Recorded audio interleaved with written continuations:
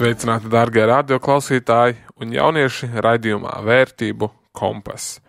Mani sauc Ronalds Svarups, un šis ir raidījums, kurā mēs atklāti runājam par aktuālām tēmām katram jaunietim un skatāmies uz Bībeli kā uz mūsu dzīves un vērtību kompasu. Šī reizē es vēlējos parunāt par videospēlēm. Vai tās ir kaut kādā ziņā liederīgas vai tikai kaitīgas, par to bonusiem un mīnusiem, un šis raidījums būs gan priekš jauniešiem, kuri aizraujas ar videospēlēm, gan arī priekš vecākiem, kur varbūt šī jautājumā nezin itin neko. Bet pirms es sāku runāt par šo tēmu, es vēlējos pastāstīt par sevi, kāda man ir pieredze ar šo visu. Sākotnēji mums ar brāli vecāki nopirka, uzdāvināja, varbūt kādi atceraties, pirmo PlayStationu. Tas bija 6 gadu vecumā, ļoti sen, tad vēl izmantoja tādus diskus, ielika diskus, un tur varēja spēlēt spēles.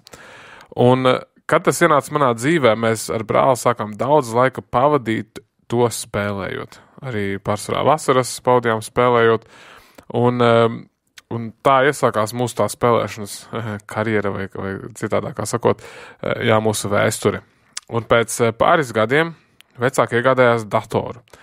Un sākotnēji mēs tur spēlējām tādas izglītošas spēles, kā spēles, kā mācīties angļu valodu, bija tādas pavisam vecas. Un tad jau mēs atradām diskus un iecēlējām pirmos šūterus, jeb šaušanas spēles, un sākām paši arī lejuplādēt spēles un arī vīrusus. Tas bija tāds interesants posms, kur tad, vajadzēja dators vest pie ekspertiem, pārinstalēt un visu, jo tur jau bijām sakačājuši visu kaut ko.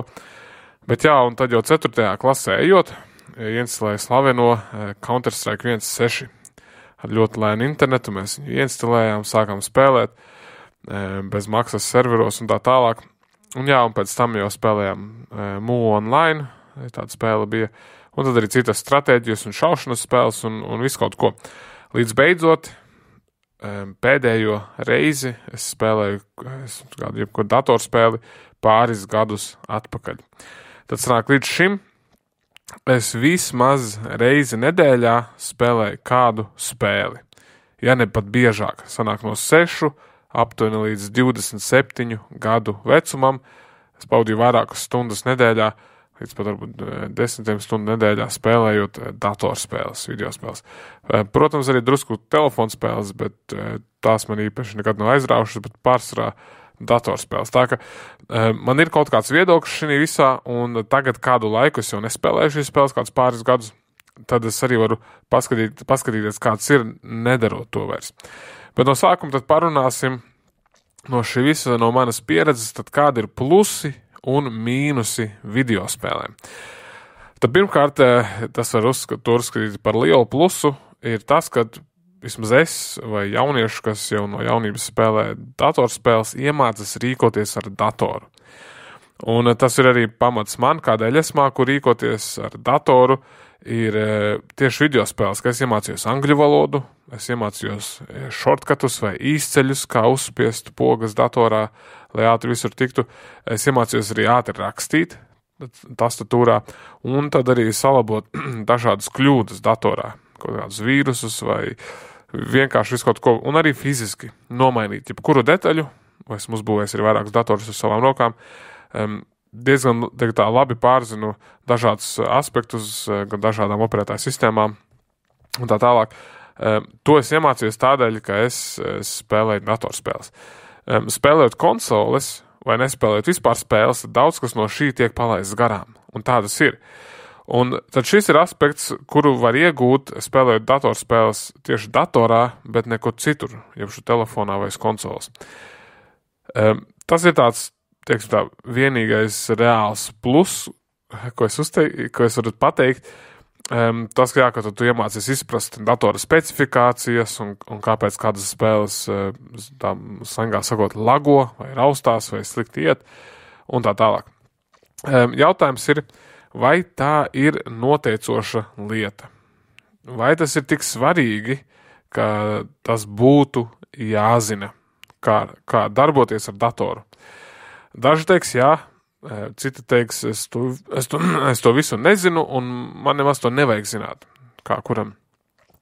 Un tas ir pašiem jāizvēlās, un es teiktu, tas man iemācīja daudz ko, protams, ko es tagad citādāk nezinātu, bet tas ir tas reāls plus, ko iemāca tieši datorspēles. Otrais plus, ko iemāca video spēles, tās attīsta koordināciju un problēmas risināšanas prasmes. Šo noteikti var attīstīt arī kaut kur citur, ir arī tādas stulbas spēlītes, kur tu neko neattīsti, bet nereti, vismaz kādreiz, tās spēles, ko mēs spēlējām, tur bija jāatrisina mīklas, bija uzdevumi, bija jādomā stratēģijas, jāsadarbojas komandā, un tas palīdz risināt problēmas. Un arī mūsdienās ir spēles, kurās iemācīties, piemēram, programmēt. Tādas spēles, kas palīdz programmēšanai, vai stāstu spēles, vienas personas spēles, kur katrai tavai darbībai ir kādas sekas ar dažādiem iznākumiem. Un tad cilvēki arī var pārspēlēt tās spēles vairākas reizes, pamēģināt labo ceļu, slikto ceļu vai visādus citus. Tā ka tādi varianti arī ir, un tad tur arī spēles reizēm māca risināt kādas problēmas, dzīves problēmas, ja parāda, kādas var būt to sekas vai rezultāti kādām darbībām. Tā ka tu arī var iemācīties no video spēlēm. Tālāk plus, ko citi teiktu vai uzskatītu, ir, ka video spēles tiek spēlētas, lai socializētos, lai būtu kopā. Un tā ir, savā ziņā ir krietni vieglāk satikties un runāt kopā ar draugiem un spēlēt kaut ko.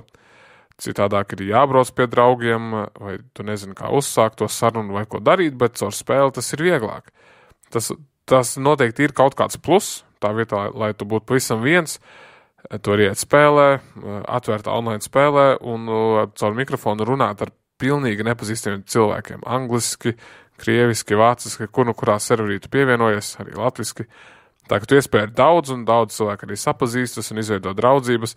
Man vispār ir tāds viens smieklīgs stāsts saistībā ar šo, nezinu, vai to tagad stāstīt, bet arī tā, ka cilvēki sapazinās un pēc tam dzīvē arī satikās nejauši.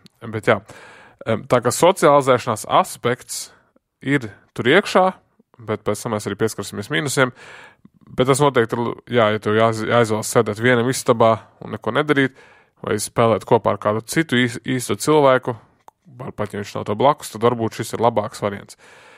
Un tāds pēdējais plus, varbūt jūs klausītāji vai jaunieši varat atrast arī citus plusus, tad droši var padot man ziņu.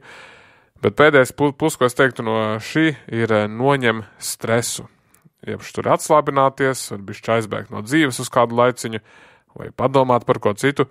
Un tas var būt plus, tas var būt arī mīnus, kā uz to skatās, bet tas ir kaut kas, no kā tad videospēles tu tur ieiet to varoņu dzīvē, tur ir drusku tā kā aizbēgt. Un vai vienkārši atslābināties no saspringtās dienas, tā ka tas var būt arī plus.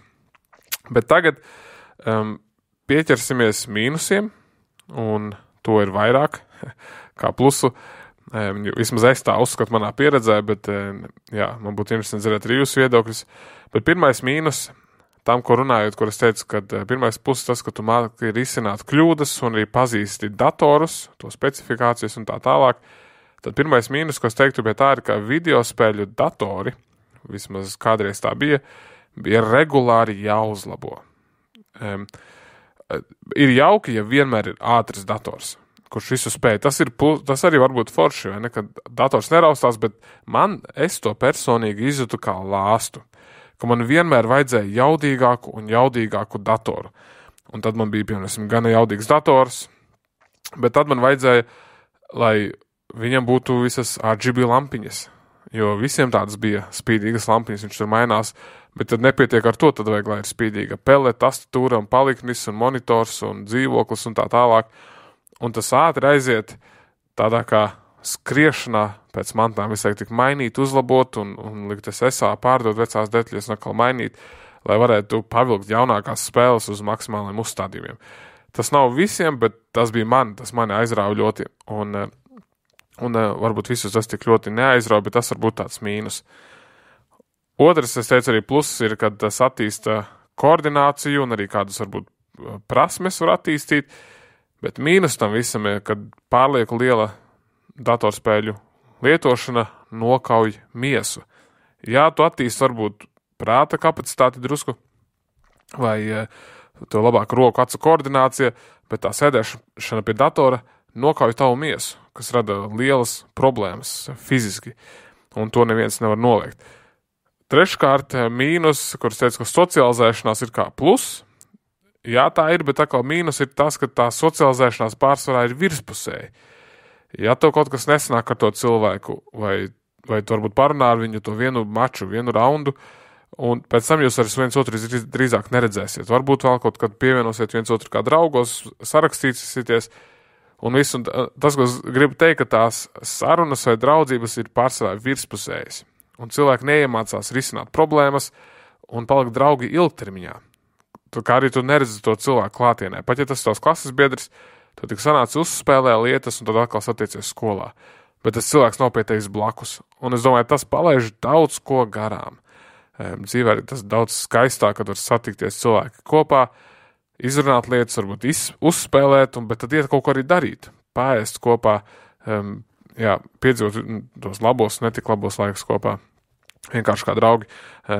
Tā kā, man liekas, tās sociālās interakcijas varētu būt daudz dziļākas, ja nebūtu videospēļi. Jā, nākamais mīnus, liels mīnus datoru un videospēlēm, uz ko arī tad tiek visas pelnīts, ir atkarība. Un videospēles priekš manis ir ļoti atkarību veicinošas.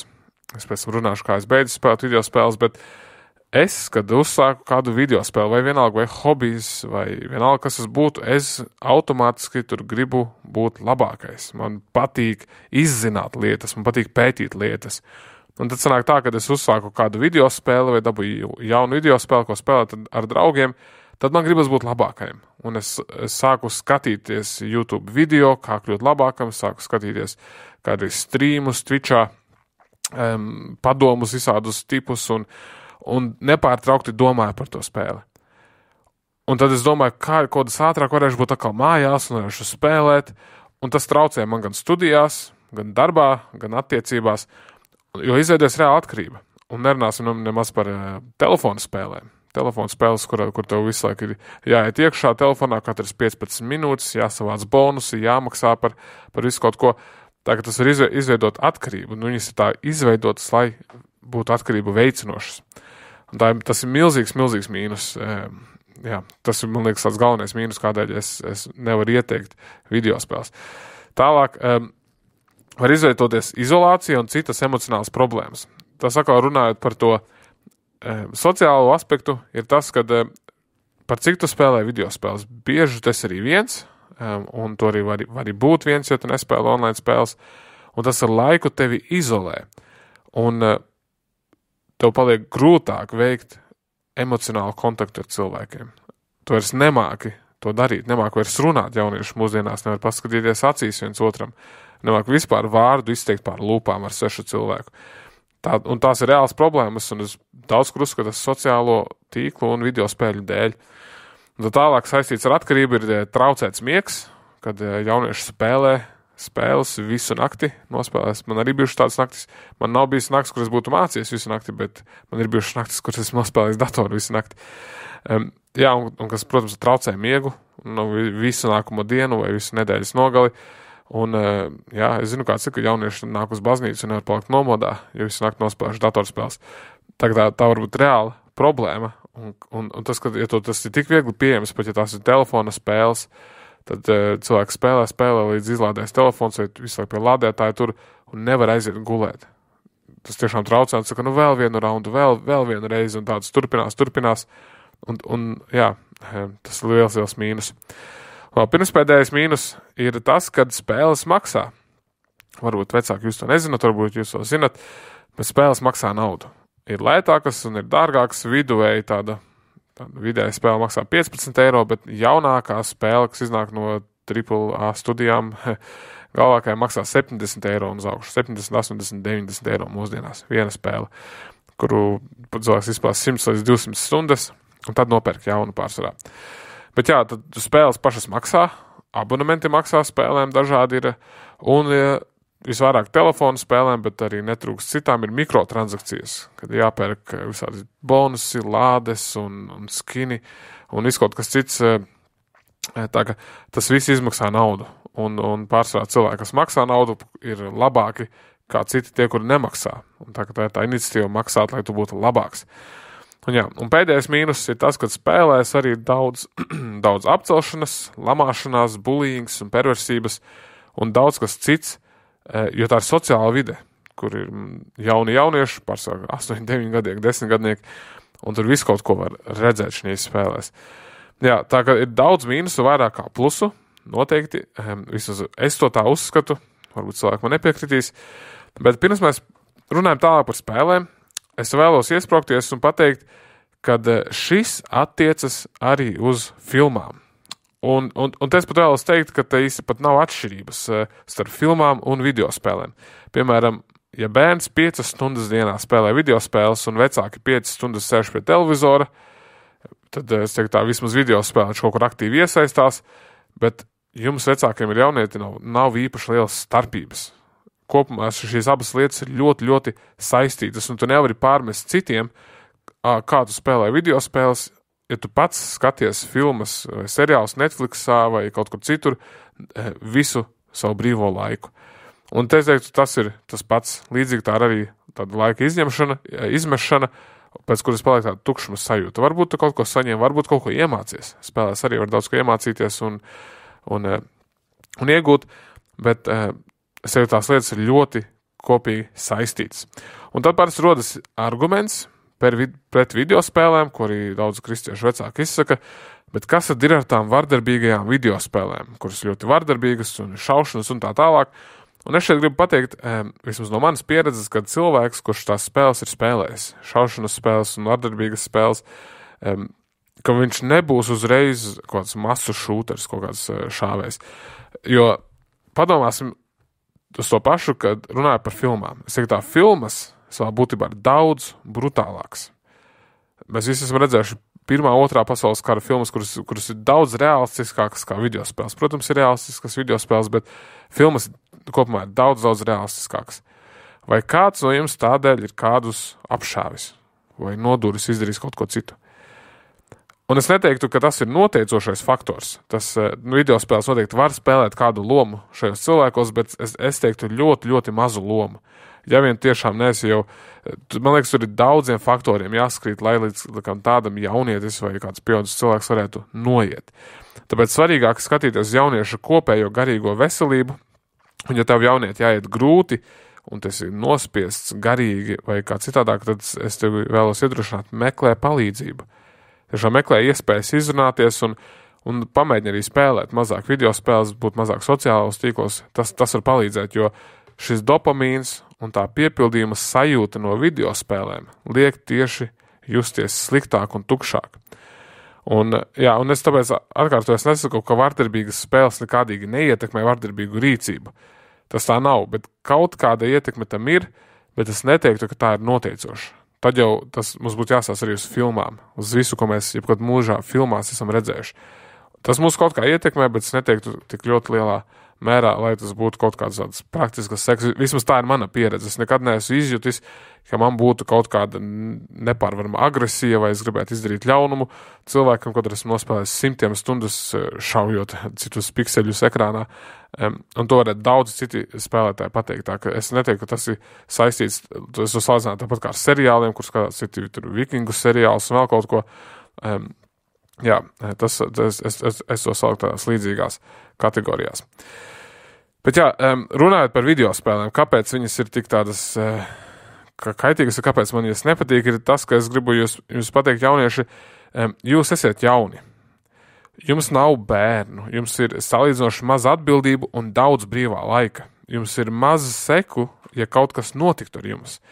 Es ar 2 bērniem un sievu, es tā vairs nevaru teikt. Man ir jādomā, ko es daru un kā es pavadu laiku, jo cilvēki paļaujas uz mani. Bet tā problēma ar videospēlēm un tas pats ar filmām ir tā, ka jūs jaunieši, jūs pavadat tik daudz laika pie viņām, bet jums ir dota visa pasaule, un šī visa pasaule ir jūsu rotaļa laukums. Jūs varat iziet dabā, izpētīt lietas, nedēļas nogalēs vai sestdienās jūs varat braukt, palikt teltī, varat doties uz jūru, uz dažādiem pasākumiem. To iespēju ir ļoti, ļoti daudz.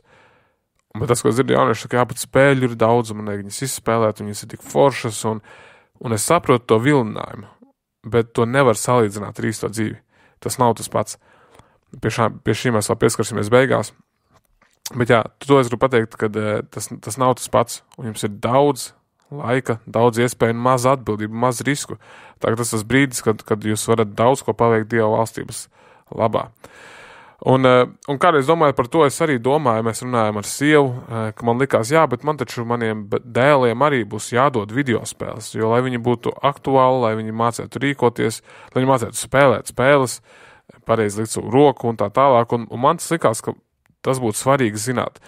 Un tad mēs ar sievu gājām diskusijā, un mēs domājam, bet vai tiešām to vajag?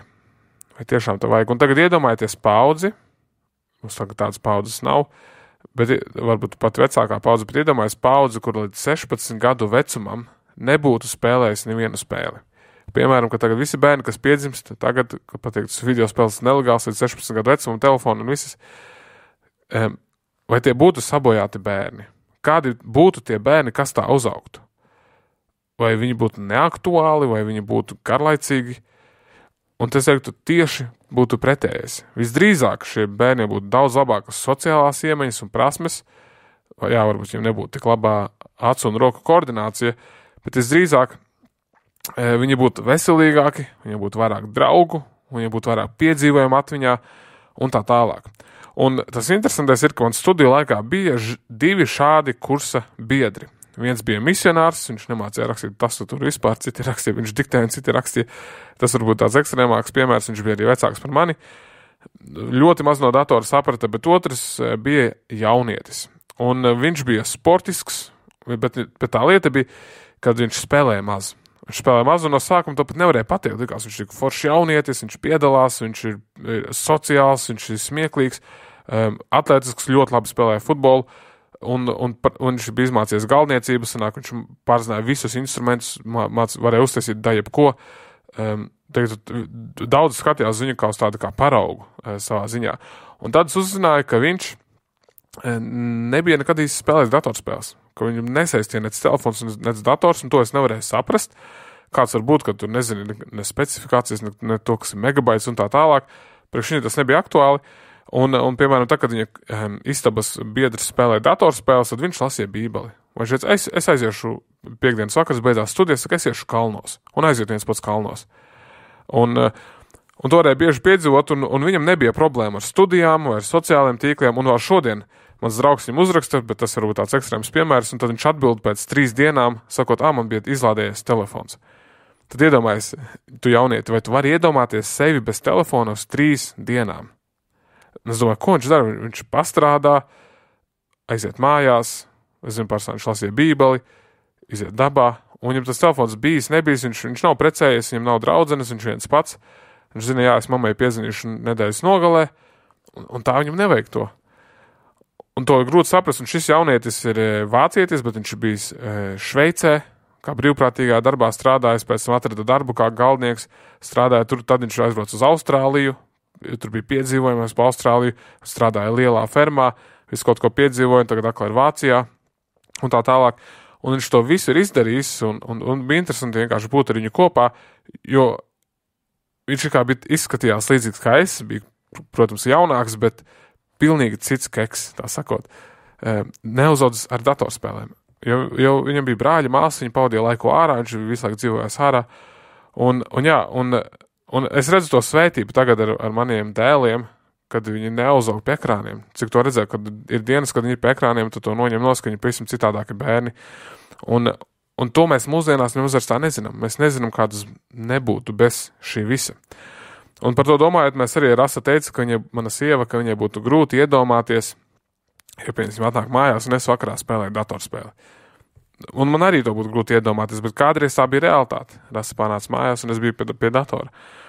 Bet tagad labāk, ja man ir iespēja, kad brīvs vakars es izvēlos lasīt grāmatu, izvēlos lasīt bībeli, vai kad dēli paaugsies, nevis tad kopā spēlēt vienkārši datorspēles, bet kopā palikt varbūt mežā pa nakti, vai doties makšķerēt, vai medībās, vai jebko citu. Un datorspēles varētu būt tāds konsoles variants lietainā dienā, ko kopā uzspēlēt savā starpā, bet nevis online, nevis internetā. Tas varētu būt tāds variants, bet tas ir CDEF variants pēc visa pārējā, pēc galda spēlēm, pēc grāmatas lasīšanas un tā tālāk. Tas tiešām, kad nav ko darīt. Tā, es domāju, tā varētu lietot video spēles, un tā mums varbūt vajadzētu vairāk uz viņām skatīties. Un to būtu interesanti, kā būtu, ja uzaugt vesela paudze šādi. Bet, šo visu klausoties, liekas, vai visas video spēles ir sliktas, vai viņas vispār nevajag spēlēt. Un te es teiktu, ka nē, ka visas viņas nav sliktas, kā es teicu, viņām ir sava vieta, bet tā ļoti jāuzmanās. Un es no spēlēm arī daudz ko iemācījos. Spēlēs ir dažādi simulātori, mehānikas, tādi mašīnas labošanas simulātori, simulators, kurā tu mācies būvēt datoru, arī tāds ir lidošanas, kosmosa simulātori, tāds Kerbal Space Stations forša spēle, tur arī interesanti var attīstīt radošo domāšanu un fizikas likumus un problēmu risināšanu, tā kā tur ir daudz ko iemācīties. Ir dažādas stratēģijas spēles, kuras ir vēsturiski pareizi atveidotas, kas ir ļoti interesanti, un bērnībā spēlēt tādas zoo spēles vai atrakciju parku spēles, un no tā man arī tās īpaši labas atmiņas, kur tu varēji radoši izpausties un uzbūvēt savu parku, un tur nāca cilvēki, un tad viņi vērtēja, cik viņiem ļoti patīk, un tā tālāk, un tas bija interesanti, bet es zināju, ka tu vienmēr uzspiest pauzi, tur ir saglabāt, vai tās bija viena spēlētāja spēles, un tad aiziet atpakaļ dzīvē, un atnākt atpakaļ un paturpināt. Bet es vairāk šobrīd ļaunumu redzu nevis to, kādu spēli tu tieši spēlē, jeb žanra ziņā, bet tanī, kā tās tiek izveidotas. Un es galvenokārt esmu pret tādām online vai tieši saistes spēlēm, īpaši tādas kompetitīvu vai sacensību spēlēm, sacenšanās spēlēm. Tās parasti ir ļoti atkarību izraisošas un liek sacensties jauniem puišiem nepareizajā dzīves jomā. Tad jaunieši sacenšas nevis, kurš ir ātrāks, stiprāks, vienalga spēlē labāku instrumentu, bet viņi sacenšas, kuram ir lielāks rangs video spēlē kā otram. Un tas man liekas muļķīgi. Viņi abi spēlē vienkārši video spēli un sacenšas vai klasē lielās, kurš ir labāks video spēlē. Un tad man liekas, kaut kas ir nepareizi. Kaut kas ir nepareizi aizgājis šajā brīdī. Bet tādas, kā es teicu, offline spēles, kuras nav piesāktas pie interneta vai kuras var uzspēlēt kopā, viesistabā ar 2 pultīm, un kur jebkurā brīdī var uzspiest pauzi, kuras neuzdzen stresu, kur nevajag katru dienu iet iekšā un maksāt naudu un tā tālāk. Tās ir daudz labākas. Un pārsvarā tādām es arī uzaugu. Tās mēs spēlējām ar brāli kopā. Mums bija 2 pultis savā starpā. Īsti nebija ko citu darīt. To mēs darījām. Un vai zinot šo visu, ko es tagad esmu izgājis cauri, manu gandrīz 30 gadu dzīvē, vai es atskatoties uz to kaut ko mainītu, vai es spēlētu mazāk spēles?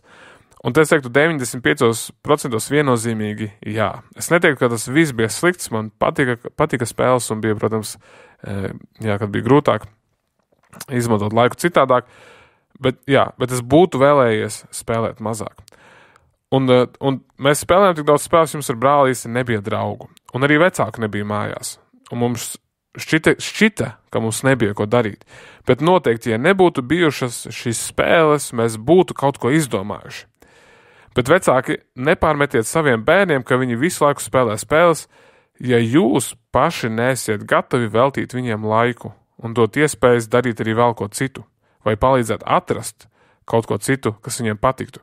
Un te es teiktu, to es ievēru arī manā dzīvē, manu vecāku nolaidībā, ka tā ir vecāku atbildība, ka bērni šādi uzaug. Kad vecāki paši pirmie dod planšeti jau no maza vecuma, lai būtu ērti, lai bērns neraudātu, mēs ejam uz kafejnīcu lūdzu planšete, mēs ejam uz baznīcu lūdzu planšete, un tad viņš uzaug lielāks, un vakarā, nevar nogulēt, lūdzu planšete, dators, vai es negribu te ņemties, lūdzu dators. Tā ir pārsvarā vecāku slinkums un nolaidība, ka bērni šādi uzaug. Un tas ir grūti, noņemt video spēles un teikt, tagad dari kaut ko citu, vai iet kopā ar bērnu, iet uz treniņiem, vest, tas, protams, ir daudz grūtāk. Bet tas ir daudz kaut kas tāds labāks un atbildīgāks. Tā kā vecāki, padomājiet, ko jūs varat darīt ar saviem bērniem, kā jūs varat vairāk laika veltīt ar viņiem, un lai viņi mazāk pavadītu šo laiku video spēlēs, vairāk ar īstiem cilvēkiem.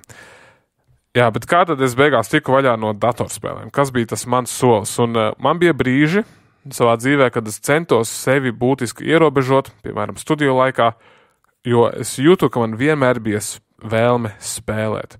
Un ka man vajadzēja likt blokus, lai es nespēlētu. Es liku limitus burtiski sev arī telefonā, kādreiz liku limitus, jo spēles ir aizraujošas. Un es zinu, viņas man arī pavilka. Un tas veids, kā es tiku garām cauri šim, tā kā Jēzus saka, ja tevi apgriezsim tavu roku, tad nocērt un aizmeto, bija, es pārdevu savu datoru. Un tas bija tāds grūts lēmums, jo es viņu biju pats uzcēlis lojas, viņš bija ļoti, ļoti labs dators. Un gāja visas spēles 4K kvalitātē uz ultra, nebija nekas, kas neietu. Bet tieši tas bija iemesls, šī datora pārdošana, lai es nespēlētu video spēles. Un te es varēju aizbildināties, teikt, jā, viņš ir ātrs, man vajag viņu darba vajadzībām, un es arī montēju video, un es tagad, protams, montējot video, man viņu montējas krietni lēnāk, bet es biju gatavs to uzupurēt, zinot, jā, kad tas dators man visu laiku vilka projām, un man nebija laika, un godīgi sakot, es tam negribēju veltīt laiku, man ir ģimene, man ir bērniem, un vispār būtu labāk Bībeli lasīt, bet pēc šiem gadiem es redzu, cik dzīve pēc tam ir labāka. Tā ir vienkāršāk, mans prāts ir brīvāks, man nevelk, nav tā, ka man vilktu tās. Un vienīgais, kas nostrādāja, bija datora pārdošana, nekas cits nestrādāja. Es aprecējos, tas nepalīdzēja, man piedzima bērni, tas nepalīdzēja, es strādāju, tas nepalīdzēja. Vienīgais, kas man palīdzēja, bija datora pārdošana. Un te ir jāuzmanās, ja tas darba dators vai kā citādāk nepieciešams darbam, tad kā to atrisināt. Bet viennozīmīgi tas bija tas, kā es tiku, un jūs varat izvērtēt, vai jums tas ir vajadzīgs. Un video spēlēs pārsvarā spēlē puiši, un tās ir tēmētas arī uz puišiem, un es bišķi tam pieskāros arī epizodē raidījumā par atkarībām. Bet kas notiek parasti video spēlēs? Ko mēs tur darām, ko mēs izdzīvojam? Un tas, kas tur notiek, ir tas, ka mēs dzīvojam līdzi varoņiem. Tur ir varonis, viņš sāk no sākuma kā vājš, kā nabadzīgs, un tad ar laiku viņš aug, viņš pieaug spēkā, lielāka līmeņa, vai tu pats uztrenējies un sāc izcīnīt medaļas un rangus, un tu paliec varbūt populārs. Un tāpēc tas ir tāpēc, ka mūsos ir tāda ziņa vīriešos iegūt lietas, būt labākiem, augt. Bet tā problēma ir, ka video spēles ir nepareizā vieta, kur tas notiek. Un vai es esmu padomājuši par šo? Es lasīju grāmatu, kāpēc vīriešiem nepatīk iet uz baznīcu, un tur bija labs piemērs vienā no pēdējām nodaļām, kur teica, ka mēs, kristieši, esam šī pasaulē ielikti kā aģenti. Tas ir kā tāds filmas scenārijs. Un mums ir uzdevums, neiespējams uzdevums, izglābt pasauli. Un sekas var būt briesmīgas, protams, līdz dzīves pazaudēšanai, bet īsts varonis, viņš uzņemās šo risku. Viņš ir gatavs iet. Un viņš parasti filmās vienmēr izglāb pasauli, bet tā knapi, un tad viņš dabū arī balvu. Un tas bija arī Jēzus stāsts. Jēzus bija tas pats, neiespējams sekas, izglāb pasauli, viņš ar viltību uzvar un iegūs balvu sievu, līgavu, baznīcu iegūs, kad nāks vēlreiz. Tas ir tipisks tāds vīriešu filmas scenārijs, un tas ir jau dots Bībelē. Tas ir jau mums. Un te es gribu jūs izaicināt vīri un jaunieši, ka jums jau ir šī misija. Šī misija ir krietni lielāka par mūsu dzīvi. Mums ir iedots uzdevums kopt un sargāt mūsu valstību, mūsu ģimenes, mūsu bērnus, audzēt to lielāku, vai ne? Iet un izcīnīt lietas, domāt par paudzēm, atstāt savu uzvārdu uz šīs pasaules un tā tālāk, bet Dieva vārdā mums ir dots šis uzdevums, un Sātans to visu uzvaroja pieveic caur video spēlēm, caur neīstiem varoņiem, kuri tiek aizmirsti, kuri ir tukši pikseļi uz ekrāna, kuri neko nenozīmē. Bet tev ir dots uzdevums, īsts uzdevums, un runa par īstām cilvēku dzīvībām, kuras iet pazušanā uz elli, arī uz mūsu apkārtējiem cilvēkiem, un tev ir dots uzdevums iet un viņus izglābt par spīti visām sekām. Un tas ir brīnišķīgs uzdevums, un jā, šī spēļu industrija mūs apkārš, vienkārši atstāja tukšā. Un tas ir jāsaprot, ka spēļu industrija ir milzīga. Tā ir milzīga industrija, viņa pelna milzīgi daudz naudas. Un, lai to parādītu kontestā, tad video spēļu industrija pelna vairāk kā Hollywooda, mūzika un televīzijas industrijas kopā. Sanāk, visas Hollywoodas filmas, visi seriāli, televizori un mūzika, visu, ko pelna mūzikas zvaigznes kopā, vēl vairāk pelna video spēles. Tā kā Sātans to izmanto, lai paralizētu spēcīgus jauniešus, lai tie būtu verdzībā un dzīvē nevēlētos neko vairāk, un es tāds pazīstu, kā aliņu un datoru. Un priekš daudziem tas ir viss, kas ir vajadzīgs, neko vairāk. Un tas ir vienkārši bēdīgi. Tas ir vienkārši bēdīgi. Un, jā, pēc šī raidījuma es nesaku nevienam, ko darīt. Es saku, bet izvērtējiet paši. Un tad es ieteiktu tādu izaicinājumu jums, jaunieši, ja jūs cīnaties ar šo, ja jūs jau, jums ir video spēle, kā gandrīz no vecuma, kad jūs dzerat mācas pienu, tad pamēģiniet 20 dienas bez video spēlēm un bez telefonu spēlēm. 20 dienas vislabāk būtu arī bez sociālām tīkliem, bez visa, vienkārši nomest to nosūsiet detoksu no iekārtām, un šī laikā tas būs izaicinājums, tas būs grūti, noteikti sākumā jūs nezināsiet, ko darīt, ir tik daudz brīvā laika un kārdinājumi milzīgi to darīt, bet tad es ieteiktu šī laikā, lai nebūtu vienkārši tukšs laiks, tad uzsākt jaunu hobiju, vai lasīt vairāk bībeli, vai aizbrauc pie vecmammas, kur tā visa nav. Vienkārši atrodi, kas notiek pilsētā, aiziet pie plakātiem. Es kādreiz redzēju pie plakātiem, kas tur notiek pa pasākumiem, koncerti, teātri. Pilns ar pasākumiem bez maksas notiek. Visur apkārt, katrā pilsētā gandrīz. Tā kā atrodi šīs iespējas, izpēti un aizpildi šo tukšo laiku. Vai izmācies un dari. Un vecāki noteikti teiktu, atbalstiet savus bērnus, ierosiniet viņiem vai aizsūtiet šo raidījumu viņiem un izrunājiet par to. Un tā varbūt pretestība, bet saprot, dariet to mīlestībā, jo tas palīdzēs mums viens otram, vai es mums pamēģināt piebremzēt to līdz stundai dienā, varbūt maksimums vai tikai uz brīvdienām un tā tālāk. Un no sākuma tas var šķisties neiespējami, vai priekš kam man tas ir vajadzīgs, bet es iesaku paņem šo izaicinājumu 20 dienas. Un tad pamēģini, un tad atnāc atpakaļ, un tad paskaties, vai tu gribi tā turpināt, vai tu tomēr patika tas, ko tu piedzīvoji. 20 dienas ir diezgan mazs periods, labāk būtu, ja kāds 2-3 gadus paņemt, bet pamēģini, un tad izsver, un tad nāc atpakaļ. Un tas var būt dzīvi mainoša lieta. Jā, paldies, ka klausījies šo raidījumu, un ja tevi iedrošinās šis raidījums, tad aizsūtīja arī to kādam, kuru tas varētu iedrošināt. Un tu droši vari atstāt arī man atsauksmi vai ideju nākamajām tēmām, apmeklējot mājaslapu ej.uz/vērtību kompas. Lūksim. Paldies, Dievs, par šo raidījumu, par to, ko mēs varējām pārdomāt, un Dievs, es pasakos, ka mēs varētu doties šī lielajā misijā, ka mēs varētu apzināties šo uzdevumu, kurš mums ir dots, un ka tu noņemtu visus šķēršus, kas mums traucē. Un vienam tie var būt datorspēles, citam tās var būt televizors vai seriāli vai vienalga, kas tas būtu, Dievs, vai pat grāmatas. Bet palīdz mums saprast, kur mēs ejam, cik daudz mēs laika pavadām nevajadzīgās lietās. Un Dievs, to visu var izbaudīt arī. Tu esi devis arī šīs lietas kaut kādā ziņā, kungs, bet māci mums saprast, kur tas ir izbaudīšana, kur tas ir jēdzīgs un kur tas ir tiešām sātana gribas izpildīšana, Dievs, ka mēs varam atdalīt to no tā visa. Un māci mums būt vienkārši gudrākiem, arī dievbijīgākiem augšanī procesā, Dievs, un es lūdzu par šiem jaunajiem puišiem, kuri ir verdzībā, ka tu viņus varētu atbrīvot no šī un ka viņi varētu iet un cīnīties par lielākām, svarīgākām lietām dzīvē, kungs, atstāt nospiedumu šī zemē, Dievs, un arī izpētīt un doties piedzīvojumos tavā, un visu to darīt kopā ar tevi, Dievs. Jā, es lūdzu par šiem jauniešiem, lai viņi augtu stipri, lai mums draudzēs būtu draudži šie pilāri, pamati, un lai tu darbotos savā spēkā. To mēs lūdzam Jēzus Kristus vārdā. Āmen. Sekosim Dievam un Bībelei, mūsu dzīves un arī vērtību kompasam. Jaunieši, īpaši vīri, esiet stipri un droši, un meitenes sargājiet savu sirdi. Tiekamies nākamajā raidījumā.